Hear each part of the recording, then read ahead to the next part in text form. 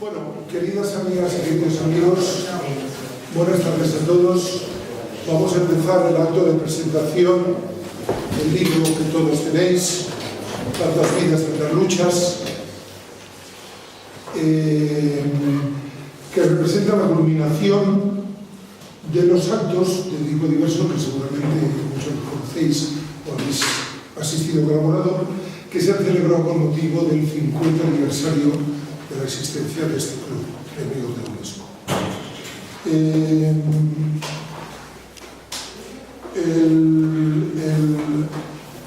El modelo, como vamos a hacer la cosa, voy a hacer una breve presentación y luego hablarán Carlos Álvarez, poeta y luchador y poeta, no sé cómo se calificaré. Luego Rafael Taibo, presidente durante muchos de los tiempos más importantes de la actividad del CAUM, y cerrará Antonio Gómez, autor del libro y con otros de los trabajos que se han hecho. Quiero decir que este libro, repito, es la culminación de este trabajo, pero va acompañado también de UDD, que veréis que tenéis vosotros, de los que han trabajado. Hay material de este propio libro, el material fundamentalmente de Manuel de Cos, de Paco González Navarrete y de José Luis Galán, todos ellos socios y compañeros que han trabajado. Yo voy a decir de este libro un poco de lo que posiblemente lo diga Antonio. Pero quiero antes recordar que por casualidades de la vida hoy se cumple el 10º aniversario. Muchas gracias. Quería decir en este preciso momento que hoy es casualmente el 10º aniversario de la muerte de León Terrón,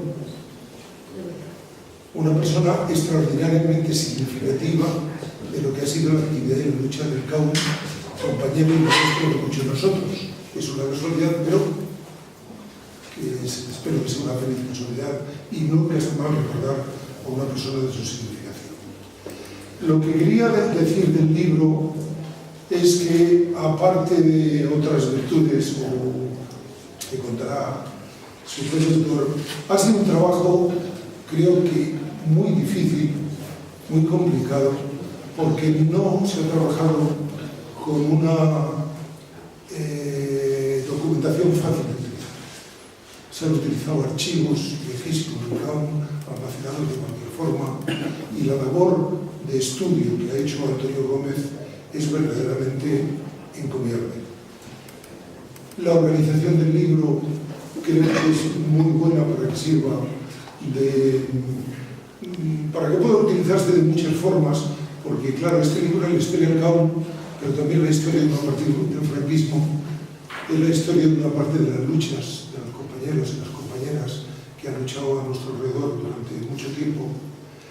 Y es un testimonio de la memoria histórica que tiene muchas funciones que creo que conviene resaltar y que espero que tenga buena difusión, sea bien acogido y de pie a que más gente venga aquí a estudiar los archivos todavía no acabados.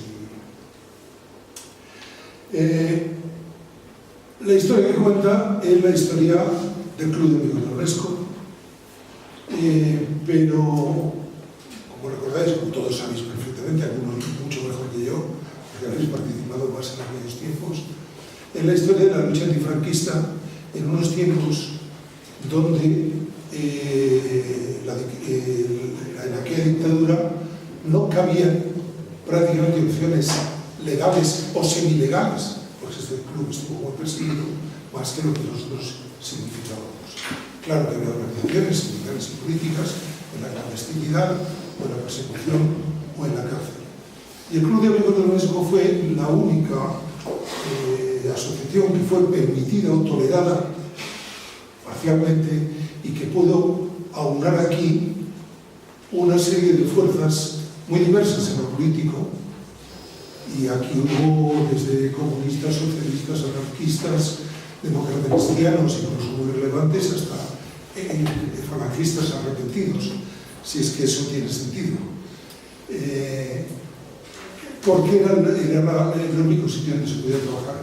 Luego, el elemento que aglutinó todos estos diversos esfuerzos y todas estas diversas políticas, lo que permitió que trabajaran juntos, era, por supuesto, el rechazo a la dictadura brutal del franquismo, y también que la temática, y por eso es también elegido el nombre Club de Amigos de la UNESCO, pues significó que se luchaba desde un planteamiento por la cultura, por la libertad, por la ciencia y por la tolerancia. Han pasado muchos años, 50, y estamos iniciando la reflexión de lo que vamos a hacer en los 50 años próximos. La situación ha cambiado en muchos aspectos externos. No vivimos en ese tipo de dictadura. Las formas de dictadura y de opresión han cambiado. No tenemos un dictador en la Moncloa, tenemos un patán en la Zarzuela, pero no es lo mismo, no interviene de las mismas formas. Pero todavía los problemas de fondo, los problemas de la liberación del hombre, los problemas de la cultura, del derecho a la cultura, no están solucionados. O sea, los problemas que dieron nacimiento al CAO y que permitieron unirse aquí, bajo la bandera de la UNESCO, a muchísimos socios, simpatizantes y amigos, no están solucionados. Creemos que el CAO tiene sentido, no puede ser lo que fue, porque el contexto no es el que fue, pero sí los objetivos por los que hemos luchado son los mismos por los que tenemos que luchar. La dictadura ahora es la que todos sabemos, la dictadura de los mercados, la dictadura de la opinión dirigida por las grandes empresas de manipulación de opinión. Pero tenemos, si vemos el panorama de estos últimos días, pues estamos viendo el peor ministro de Educación que tenemos, lo que es duro de decir después del anterior ministro de Educación que tuvimos. El recorte, el menosprecio, el desprecio absoluto a lo que significa la cultura, lo que significan los derechos de educación, la mercantilización. Todos esos son temas que el CAO nos ha hablado de una u otra forma, por las diversas personas que han tenido de una u otra forma. Todo eso se encuentra en un libro que se ha titulado, creo que muy acertadamente, como sabéis, Tantas vidas, tantas luchas. Y creo que tiene sentido que reflexionemos, que pensemos que tenemos muchas cosas que hacer y que sigamos haciéndolas todos juntos. Y nada más, le paso la palabra a Carlos Álvarez, que puede.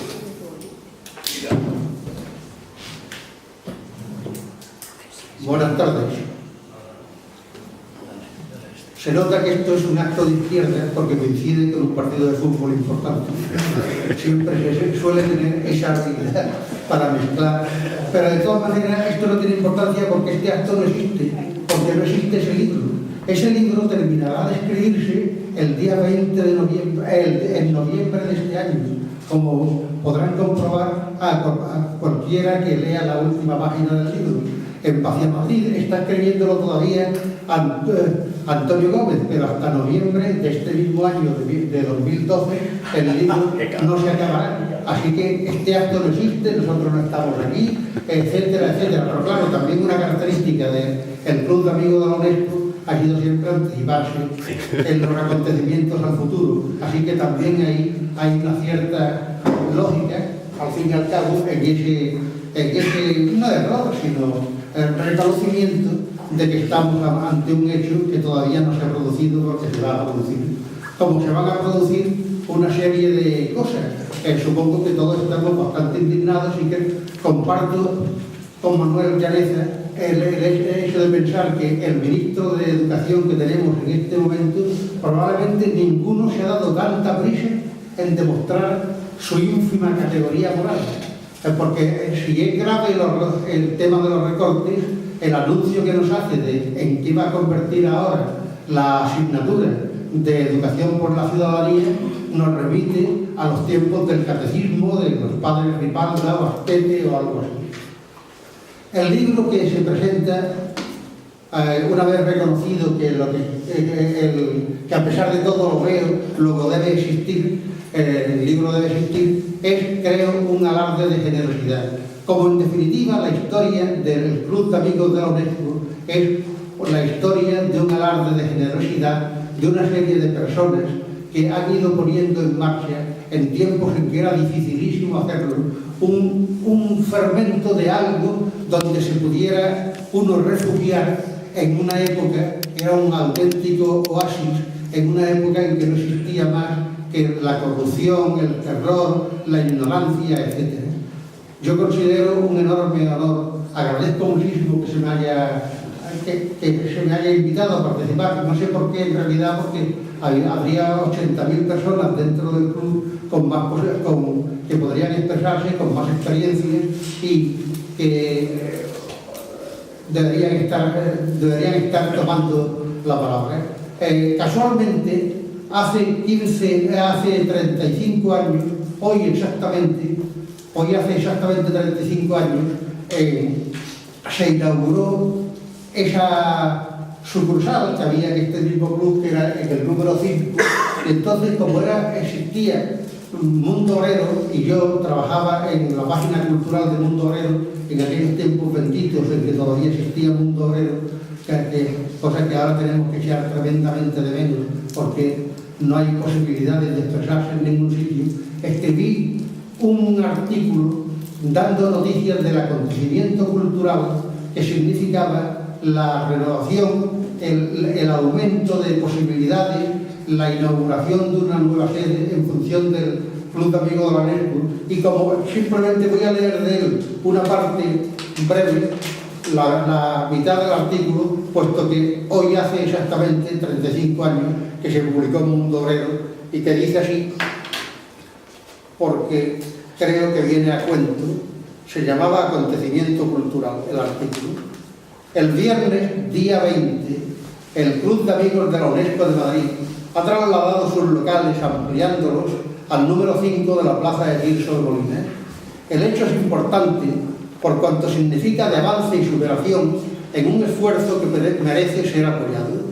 Durante muchos años, desde los sufridos años 60, el CAUM ha sido uno de los pocos oasis de Madrid donde, a pesar de la pobreza de su instalación, se ha podido respirar, en medio de tanta fetidez y contaminación, no solo ambiental, una mínima brisa de libertad y de inquietud intelectual. Las más destacadas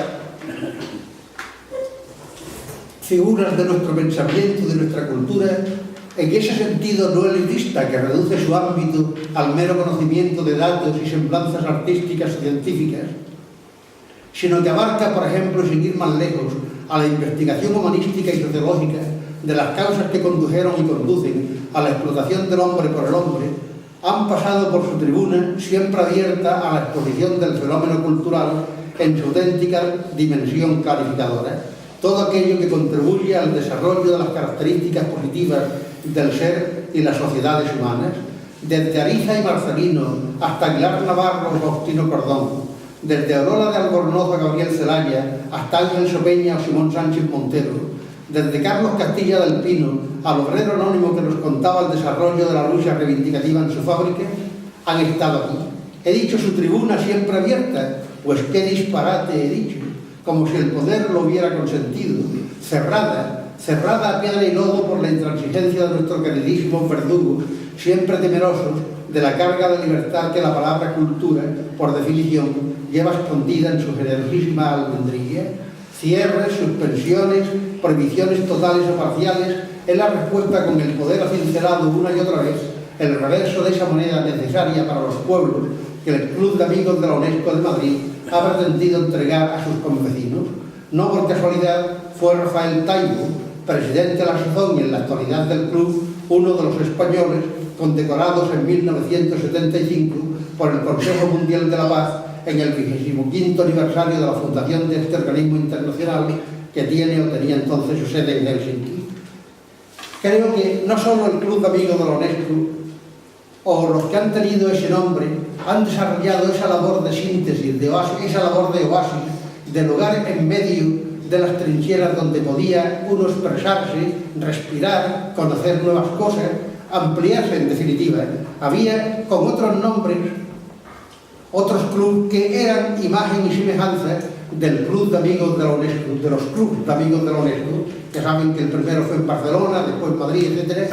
Pero, por ejemplo, era exactamente lo mismo, aunque no se llamaran así, el Club de Amigos de Mieres, el Club de Amigos del Nalón, a los que estuve vinculado algún tiempo por mi especial afición a ir a Asturias de cuando en cuando, después de haber convivido con mineros en la cárcel.